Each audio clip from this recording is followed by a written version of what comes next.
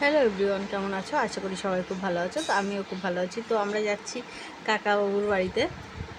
তো বিয়ে হয়ে গেছে আজকে, যেহেতু বিয়ের পরের দিন মানে কাল রাত্রি।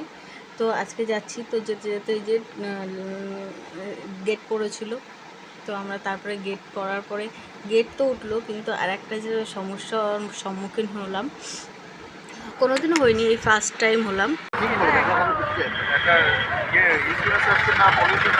আমি এইটাই গাড়িটা বেঁচে দেবো, রিসেন্ট বেঁচে দেবো আমি। আপনার সমস্যা দেখবে, ঠিক আছে।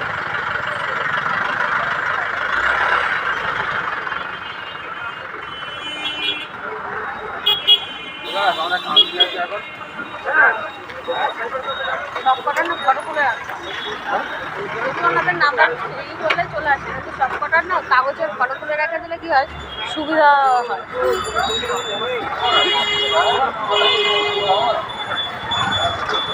ভালো বলে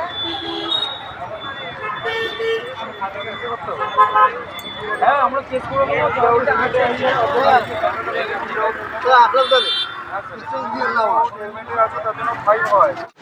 সম্মুখীন বলতে ট্রাফিক পুলিশ ধরেছিল, তো দেখলে ছেড়ে দিয়েছে। যেহেতু ডাক্তারি লাইনে আছে সেহেতু ছেড়ে দিল, কিন্তু বললো যে হেলমেটটা পরা উচিত, কারণ 3টে হেলমেট নেই, একটাই হেলমেট তোমার দাদা ভাইয়েরই শুধু হেলমেট, আমাদের হেলমেট নেই, কেনা হয়নি আর কি। তো এবার অবশ্যই কিনবো।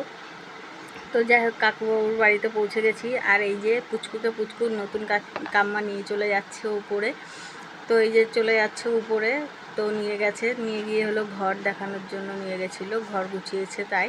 তো উপরের ঘরে যা গরম, প্রচুর গরম, প্রচুর। এখনও কমপ্লিট করতে পারিনি ঘর গুছানো, তাই বলছিল। তো প্রচুর গরম। তারপরে নিচে এসে যে খেলাধুলা, বান্ধবী জোগাড় হয়ে গেছে। তো বান্ধবীর সাথে এতই মিলমিশ হয়ে গেছে, তো তোমরা লাস্ট পর্যন্ত দেখো যে বান্ধবী এসে টাটা দেওয়ার জন্য চলে এসছে। তো ভিডিওটা এই অবধি থাকলেও ভালো লাগলো অবশ্যই like, comment, share and subscribe করে দিও। বান্ধবীর মন খারাপ হয়ে গেছে, টাটা।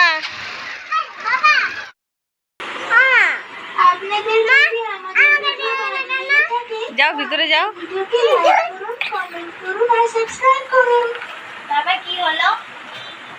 কি হলো? গিয়ে বসে থাকলাম, বসে একটু গল্প করলাম, চলে আসলাম।